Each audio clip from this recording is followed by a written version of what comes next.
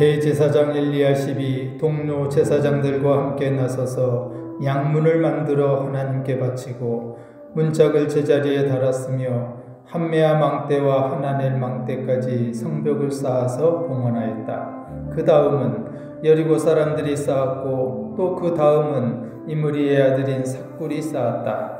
물고기 문은 하스나아의 자손이 세웠다. 문틀을 얹고 문짝을 달고 빗장과 빗짝 퉁태를 만들어 달았다.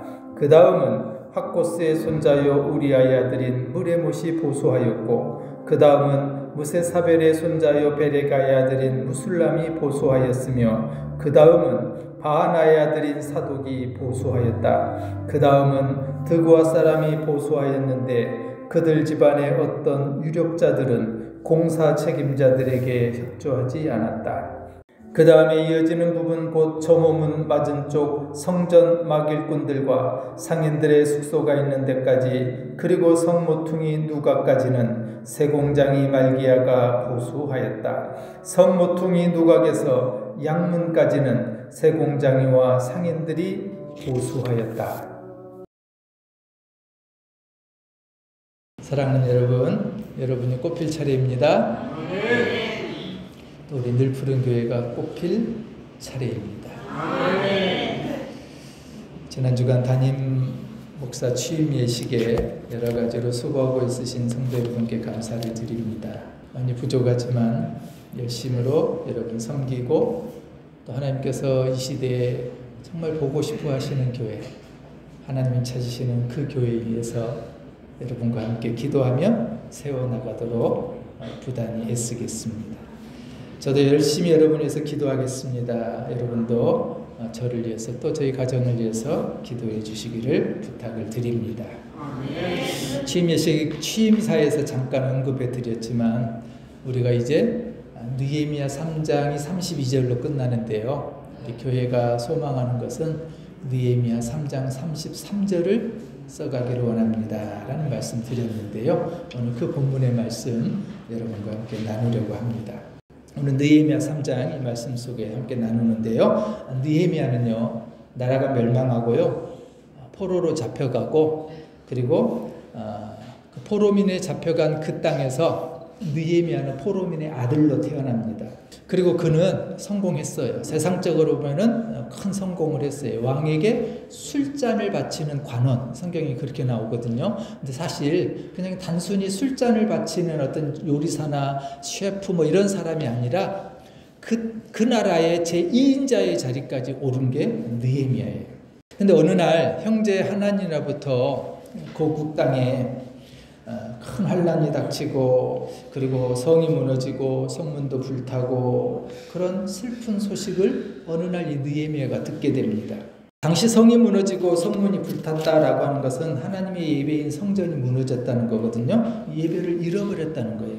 느헤미야는 하나님의 나라 하나님의 땅 그곳에 예배가 무너진 것이 너무 가슴 아팠어요. 당시에 제사장들 또 레위인들 일반인들 또는 우리가 본문에서 잠깐 읽었습니다만 금장색이나 향품 장사하는 사람 그런 장사하는 사람들 또 관리들도 있었어요. 그리고 여러 지역에 나눠져 있었던 자녀들도 있었고요. 그들이 구역을 맡아서 이제 예루살렘 성으로 돌아와 그 성벽과 성문을 보수하고 중수하고 세워나가는 그런 일을 시작합니다. 제사장들은 아주 독특한 면이 있어서요. 제사와 관련된 양문부터 고쳤다라고 성경이 기록하고 있어요. 높고 낮은 지위를 떠나서 성벽을 보수하는 일에 이렇게 제사장도 레위인도 일반인도 자녀도 그리고 장사하는 상인들도 관리들도 그리고 그 자녀들도 다 함께 성벽을 복원하고 재건하고 세워나가는 일에 함께 참여합니다. 근데 1절에 보면은 우리가 아주 기억해야 될 이 느헤미야 3장이 우리에게 가르쳐주는 귀한 교훈을 만날 수 있어요. 가장 먼저 이 영적 재건에 앞장선 사람들이 누가 나오냐면은 대제사장 엘리야십이라는 사람이 나와요. 1절에 이렇게 기록합니다. 대제사장 엘리야십이 동료 제사장들과 함께 나서서 양문을 만들어 하나님께 바치고 문짝을 제자리에 달았으며 한메아 망대와 하나의 망대까지 성벽을 쌓아서 봉헌했다.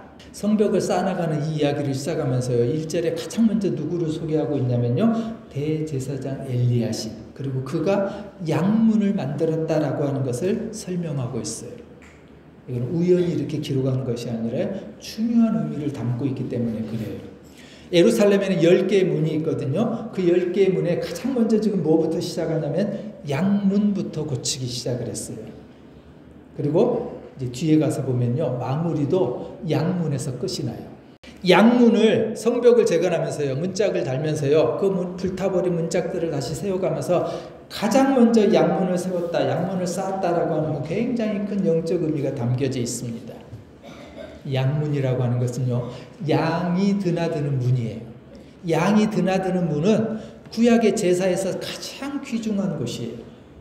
하나님 앞에 제사를 드릴 때요. 양을 바치잖아요. 그 양이 드나드는 문이 바로 이 양문이에요. 이 이야기는 뭐냐면요. 성벽이 재건되는 이야기, 온전히 무너진 것이 회복되는 이야기에 가장 먼저 시작돼야 되는 것이 어디냐면은 양문. 그 양문이 상징하는 의미는 예배라는 거예요. 여러분, 우리가 무너지고 우리가 어려움에 처하고 고난을 만나고 그래서 다시 그것을 회복하고요. 다시 일어서고요. 다시 굳건하게 살아가는 일에 가장 먼저 중요한 시작이 뭐냐면요. 예배라는 거예요. 양문부터 시작했다고 하는 느헤미야 3장이 우리에게 주는 값진 교훈은 거기서부터 시작해요. 예수님도 그런 말씀을 하셨어요. 예수께서 다시 이르시되 내가 진실로 진실로 너희에게 말하노니 나는 양의 문이라. 이처럼 양의 문을 보수했다고 하는 것은요. 예배의 회복을 의미하고요. 예배 회복이 가장 먼저라는 상징적인 중요한 의미의 교훈입니다. 우리가 예배 시작하면서 나는 예배자입니다. 찬양했잖아요. 나는 예배자입니다. 여러분, 예배를 드리는 사람은 오직 하나님만 사랑하고요. 하나님께 초점을 두고요. 내가 어디에 있든지 무엇을 하든지 그 자리에서 예배자로 살아가는 것. 그게 예배예요.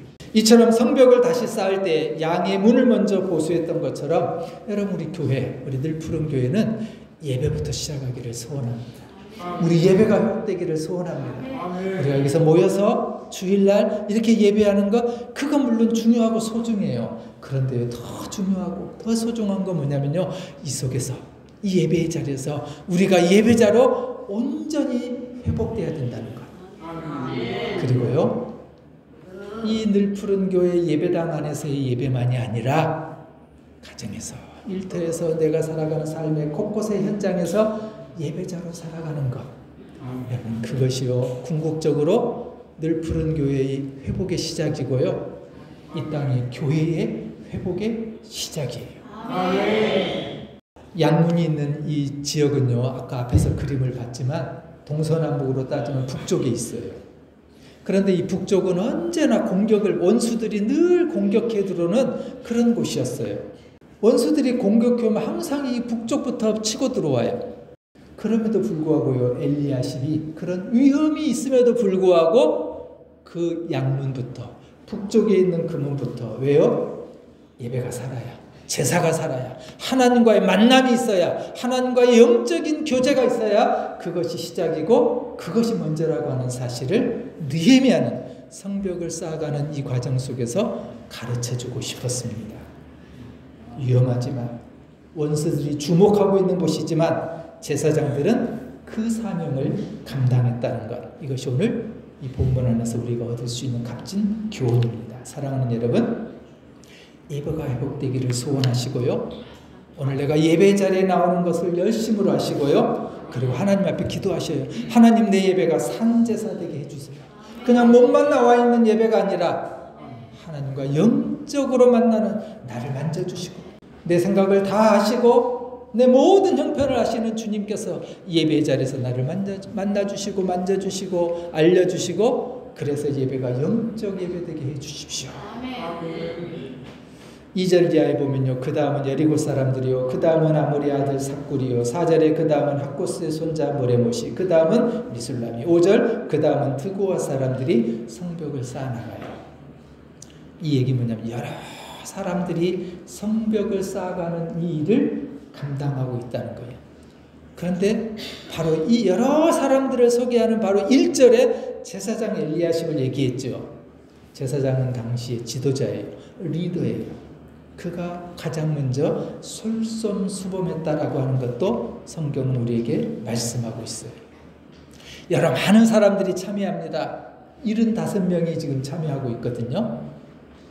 그들이 각각 맡아져 있는 구역들을, 무너진 벽돌들을, 돌멩이들을 쌓아 올리고요. 불타버린 문들을 보수하고요. 땜질하고요.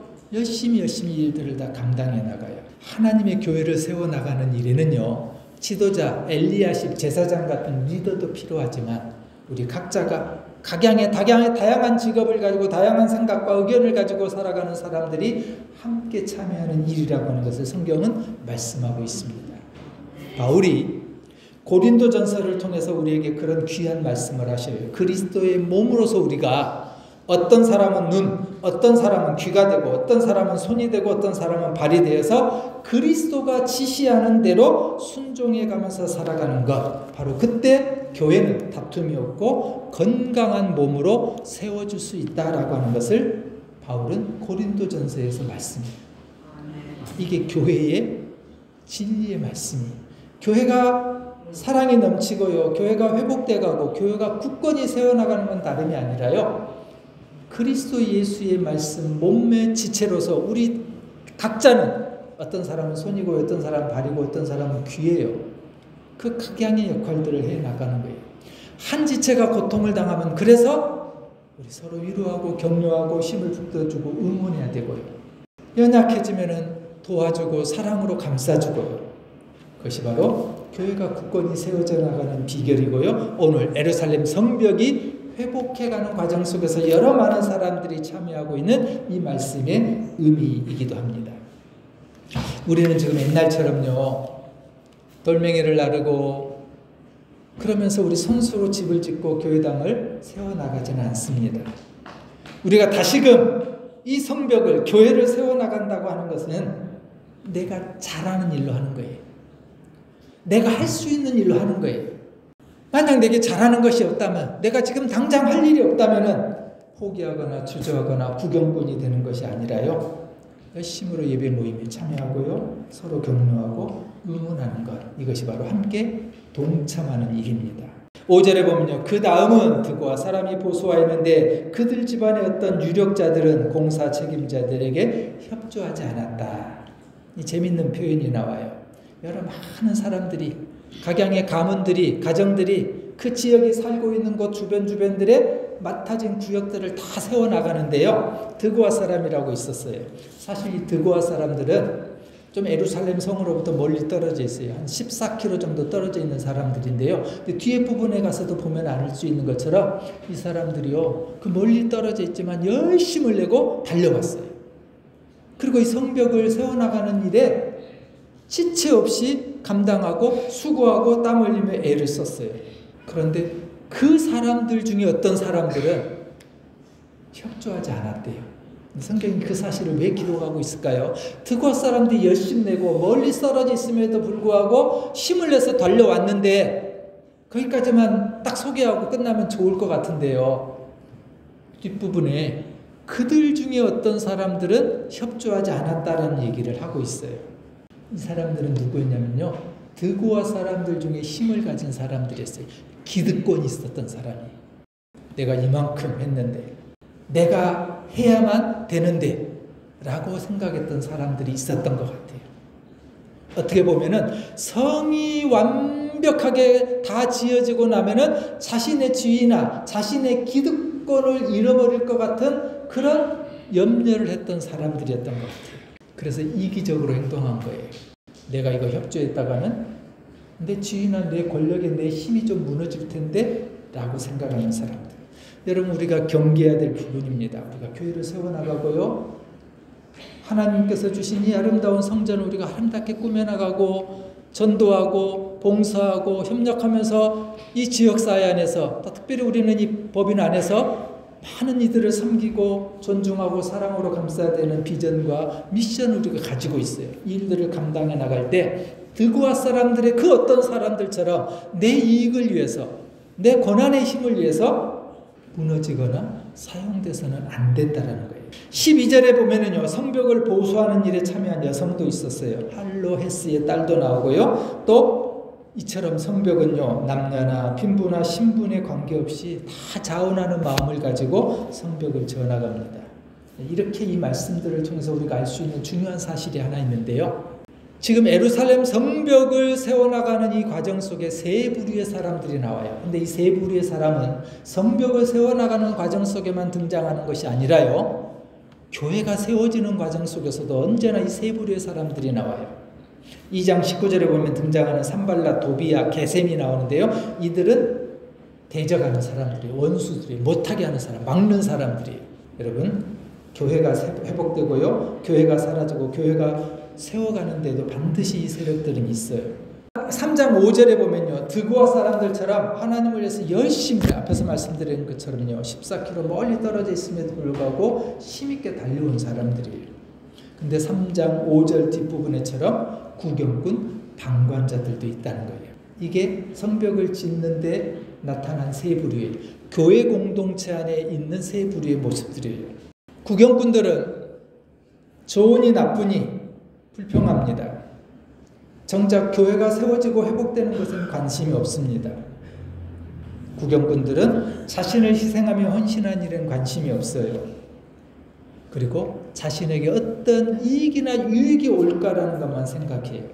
그러면서 우리는 이 세 부류의 사람들 중에 원수들이나 구경꾼들이 되지 않도록 늘 경계하고 깨어 있어야 합니다. 3장에 이처럼 여러 많은 사람들, 여러 가지 일들을, 필요한 일들을 감당하면서 등장합니다.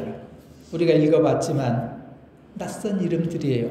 쉽게 발음하기도 어려운 그런 이름들의 사람 75명들이 소개됩니다. 근데 여러분, 이 이름들을 쭉 보시면요, 언제 시간이 되시고 기회가 되시면 한번 봐보세요. 이 이름들을 쭉 읽어나가다 보면 정작 있어야 될 사람이 없어요. 그게 누구냐면 느헤미야가 등장하잖아요. 75명. 성경은 그 고귀한 사람들, 무너진 그 성벽을 세우고 하나님의 제사, 예배가 회복되기 위해서 헌신하고 땀 흘리고 애썼던 사람들 75명을 기록하고 있단 말이에요. 얼마나 그 가문이 영광이겠어요. 근데 이 75명의 이름 안에 정작 있어야 될 느헤미야의 이름이 보이지 않아요. 그는 왕의 술관원이었어요. 한 나라의 2인자였어요. 그가 마음만 먹으면 고국으로 돌아오지 않고 제2인자의 권세와 부를 누리며 살아가는 그런 사람일 수 있었어요. 그러나 그는 한 마음으로 달려왔어요.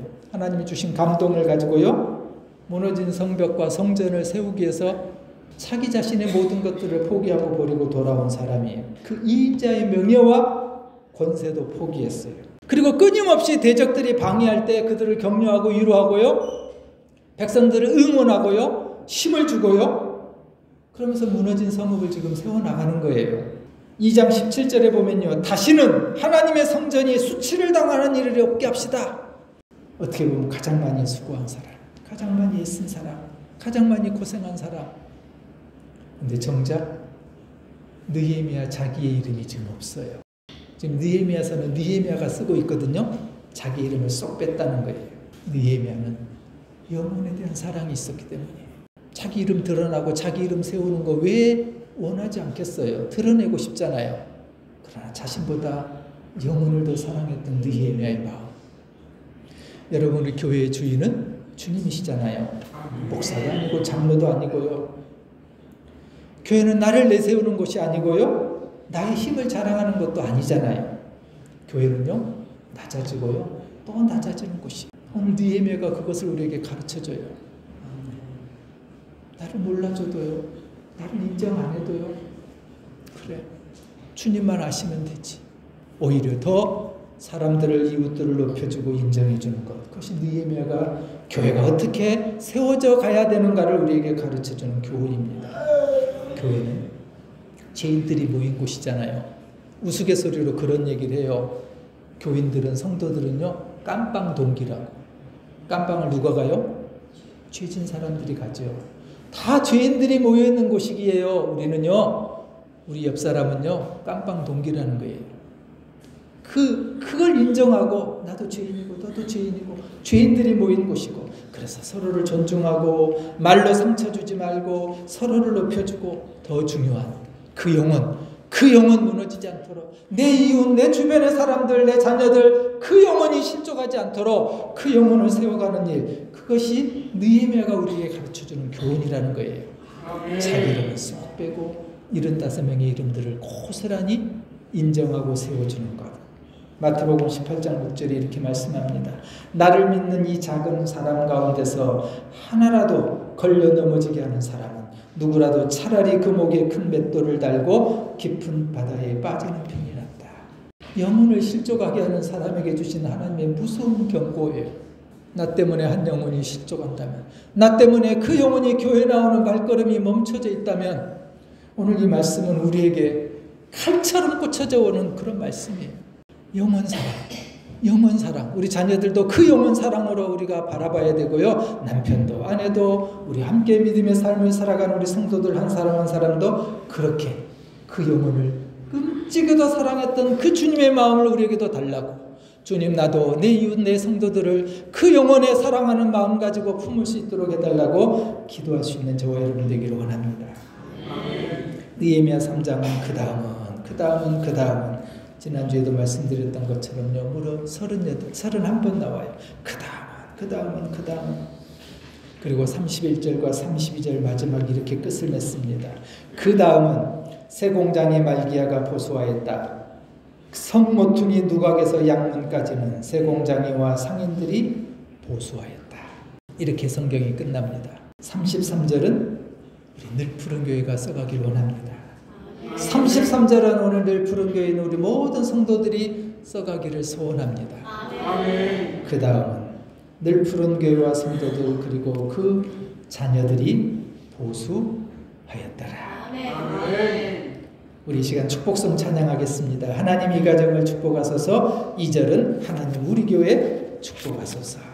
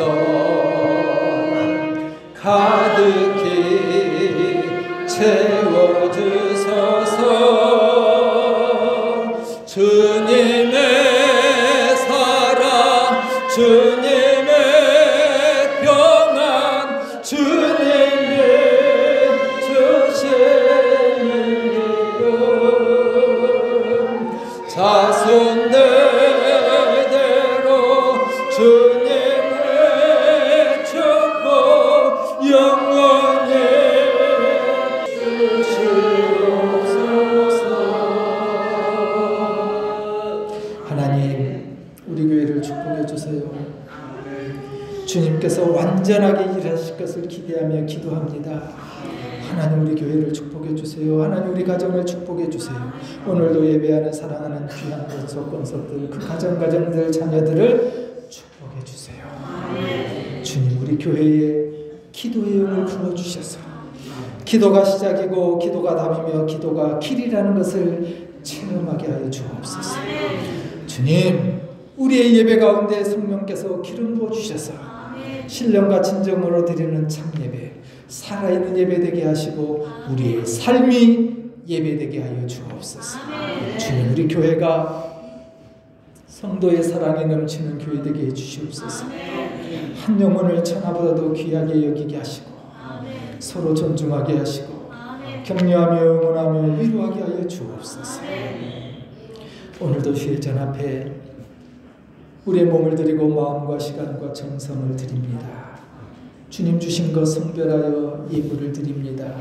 11조로 감사의 제목으로 추정 예물로 소원을 담아서 1,000번째의 제물로 주님 앞에 드립니다. 하나님 우리의 작은 신음에도 응답해 주신다 하셨사오니 사랑하는 가정들의 손길을 주님 응답해 주시고 가야 할 길 행할 모든 일들을 정확하게 지도하여 주옵소서. 연약한 육신이 있습니다. 치료해 주시고 회복해 하여 주옵소서. 특별히 하나님 어린이 학생 청년들 우리 자녀들 주님 앞에 올려드립니다. 이 다음 세대들이 하나님을 경외하는 하나님 보석 같은 보물 같은 주의 백성들 되게 하시고 그리스도의 심장을 가지고 그리스도의 계절을 오게 하여 주옵소서. 하나님 이곳에 국제재활원이 있습니다. 세임원이 있습니다. 전북 푸른학교가 있습니다. 은혜로 하나님 살펴주시고 생활인과 학생과 그들을 보내는 학부모들 하나님 존중과 사랑의 마음으로 섬기는 직원들 건강으로 붙잡아 주시고 안전을 지켜주시고 하나님 이곳이 임마누엘 동산 하나님 주시는 축복의 동산 되게 하여 주옵소서. 예수님의 이름으로 감사하며 기도하옵나이다.